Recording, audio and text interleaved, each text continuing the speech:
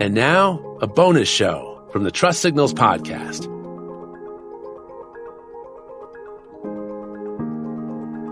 Hi, guys. This is Scott. I'm recording this for the Trust Signals podcast, which we started a few weeks ago. We've been sharing chapters from the Trust Signals audiobook. And I thought, why don't I mix in some bonus episodes to just talk about things that are going on in the news related to brand trust, or just anything that I wanted to lend my personal voice to, that we can mix in with the audiobook chapters that are read by Jay Ossing, who's a much better narrator than I am.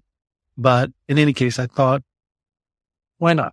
I'd love to have a conversation with you guys about the concepts in the book, as well as just generally talking about brand trust and how it relates to so many things going on in the news today, not just in marketing circles, but in general. Today, it's a Friday, so I thought, let's not start with something super intense or complex. Let's not get into AI since everybody's talking about that. Let's talk about superheroes, but specifically in the context of your website and your website's About Us page. Superheroes are exciting. Your About Us page, maybe not so exciting. That's what I hope we can change, because I'd like your About Us page to have more drama and excitement, and to be more compelling, and to resonate more with the people you're trying to reach. Let's talk about how learning more and thinking about superhero origin stories might be able to help with that. Have you ever wondered why so many superhero movies are origin stories? They're focused on that moment when a regular person becomes a superhero. Think about it. There's been like 10 Spider-Man movies. And how many of these movies, Spider-Man and other superhero movies, go back to that origin story as opposed to telling news stories? After all, in the comics themselves, after the origin story is told, they've invented dozens of villains for each of these superheroes to fight and to battle. And you might imagine, oh, there's already been an origin story for Batman done, or origin story for Spider-Man done. When I do a movie, I'm going to have a different plot that doesn't go back to the origin. And yet, again and again, these movies do go back to that origin story because they're uniquely powerful. So the question is why? Some argue that audiences love to witness the dramatic change when an ordinary guy or gal becomes superhuman, leaving tall buildings in a single bound, running faster than a locomotive, and so forth. We fantasize about making that transformation ourselves, or so the theory goes. However, I'm inclined to agree with a different theory. This one comes from an article I ran across in Smithsonian Magazine. A clinical psychologist describes the appeal of origin stories differently. She puts it this way. I think origin stories show us not how to become super, but how to be heroes, choosing altruism over the pursuit of wealth and power. At their best, superhero origin stories inspire us and provide models of coping with adversity, finding meaning in loss and trauma, discovering our strengths, and using them for good purpose. What a good point. Think about it. When someone becomes a superhero, they get this massive amount of power that they can literally do anything with. If they want, they can use it purely for self-aggrandizement. But in case after case, in superhero stories, they don't. They use it for the greater good. Not only that, but as the author also points out, these superhero origin stories almost always come out of some experience of adversity or trauma. A child seeing his parents killed right in front of his eyes, or a little baby becoming an orphan when his planet blows up and he has to start his life over in a whole new world, being bit by a radioactive spider, not realizing the responsibility you should have because you're a teenager, feeling responsible for your uncle's death as a result, and then realizing the opportunity you have to use your power for the greater good. These are the kinds of stories that, again and again, when you're watching superhero movies or reading the comics, those are the stories that resonate with people. And you have to think about why that is and why these characters have had such an enduring power in their stories in the minds of the public. I think, among other things, the superhero story is a great model that every brand or business can use to describe itself. And a great place to do that is on your company's About Us page, because it's the best place for your company's chance to tell its own origin story and to make your brand a hero for your company, for your customers, for any audience you're trying to reach and earn their trust. So why is your About Us page crucial to building trust online? Did you know that 52% of people go to your About Us page first after your home page when they visit your website? That means they may never make it to your product pages or your pricing pages if they don't like what they see on your About page when you talk about who you are. According to a study by Accenture, 65% of consumers say they consider the words, values, and actions of a company's leaders in making purchasing decisions.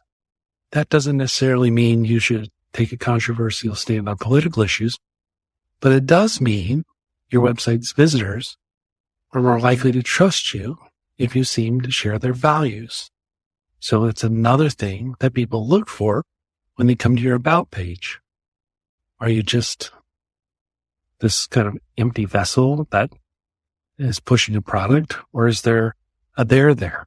Is there more dimension? Is there a purpose behind what you do? So let's talk about telling your origin story on your About page. There are nuts and bolts to this that are similar to in journalism. If you've ever been exposed to or taken a journalism class or read up on journalistic process, you've probably heard of the 5 W's: who, what, when, where, and why. They used to say, include all those things in the first paragraph of your story. When you're writing the About Us page, there are 5 W's too. The 5 W's are as follows. Who are your company's leaders? What are your company's mission and goals? When did you realize you had an idea that could help people? Where are you better than the other guys? Why should buyers trust you enough to do business with you? Most About Us pages include some or all of these components in some form.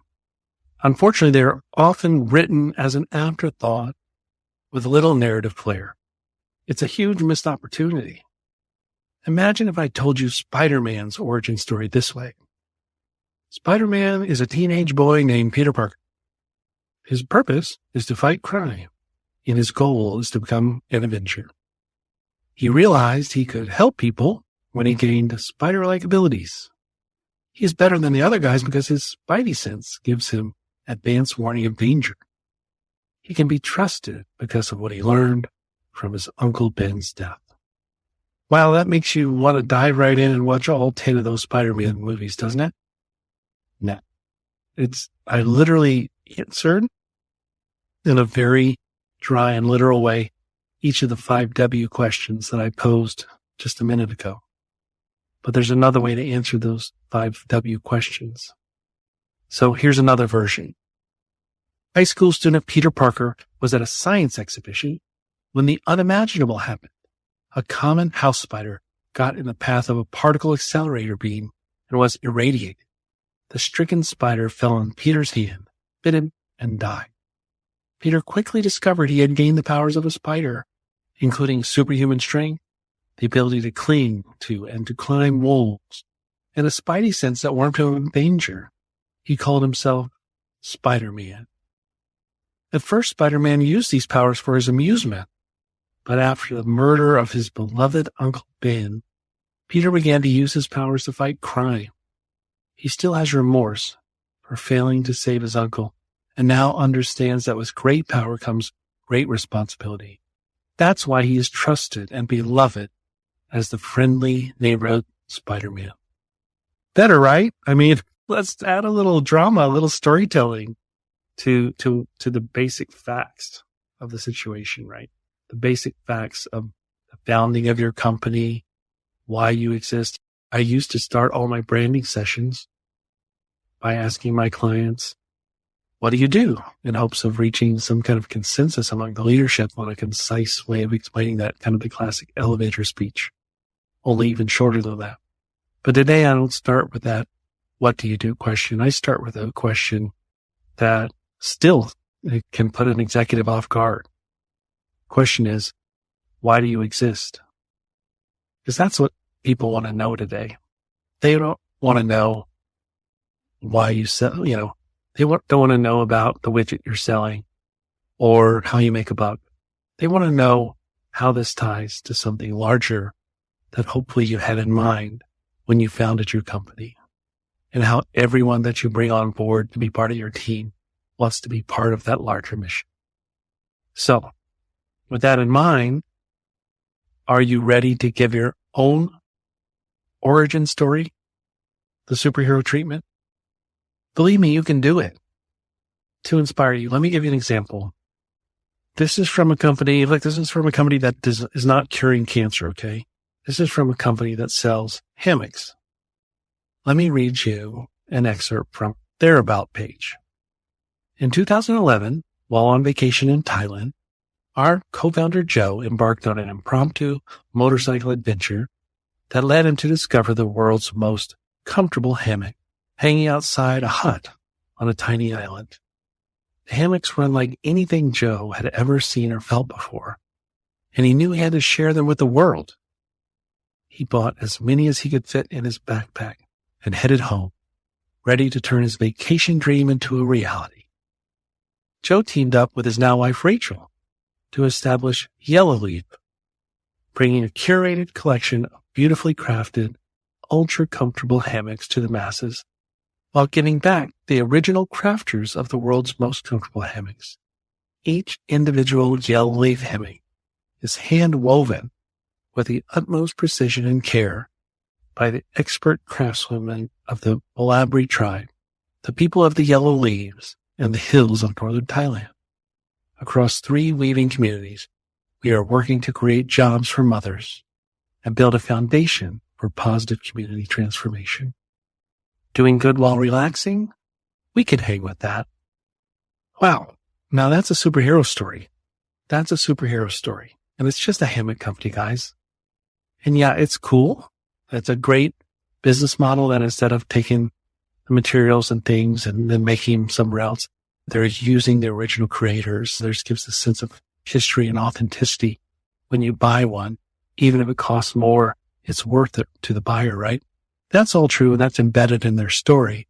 And it's part of the reason they built the business the way they did. But I think if you dig deep enough, you'll find that every brand has a story that can be given the superhero treatment. Just to give a couple of examples. Look, Lego. Lego is a superhero brand. Are you kidding me? I mean, it's $8 billion company. They sell little plastic bricks. That's a commodity, right? But you don't think of Lego as little plastic bricks. You think of Lego as how they present themselves as a brand that is committed to nurturing the future builders of the world. What a mission. And they back it up in everything they do. All kinds of education, training programs, being involved in sustainability efforts to make sure there's a better world there physically as our future builders get older, and being involved in programs to protect children from online predators as they're exercising their creativity and growing, stopping the things that could get in their way and hurt them. This is what Lego is. Lego has built an identity that goes well beyond this idea of selling little plastic dealies that parents step on and hurt their feet in the middle of the night. That's what many companies settle for. They settle for being that commodity product. Lego didn't. And as a result, they're an $8 billion company as opposed to an also-ran or another commodity product or service. We have a client that they do a number of things. I won't give their name away because I haven't asked them for permission, but we work with a lot of tech companies, and these guys do back office work and software that, among other things, helps with turning paper into digital. That helps with sustainability. It's it's an inherently environmentally friendly product. But you can't, just based on what your product does alone, say, we have this vision of making a more sustainable world. You have to back it up in everything they do and everything you do. And that's what this client does. They're involved in all kinds of sustainability causes with their actions, with their money, and it creates a bigger picture that creates a sense of purpose and a sense of doing good while doing well. And that's a superhero story. I bet if you dig down, hey, let's say you're a founder of your own company, or if you're at a company and think of why, if you've talked to the owner or the founder about how that company started, it was almost never, hey, I just wanted to make some money. There was a larger mission and goal there. And that's what you have to tap into to create that superhero story on your about page. That's it. That's what I wanted to share today. Don't take your about page for granted. If you listen to this podcast, if you read Trust Signals, go out and turn your about page on your website into something special. I know you can do it, and you won't regret it. That's it for this bonus episode of the Trust Signals podcast. I hope you enjoyed it. Please leave a comment or shoot me a message if you want more, if you want to talk about other specific topics. But I've enjoyed sharing this today, and I look forward to doing more in the future. Take care. Thank you. Thanks for listening to this bonus show from the Trust Signals podcast.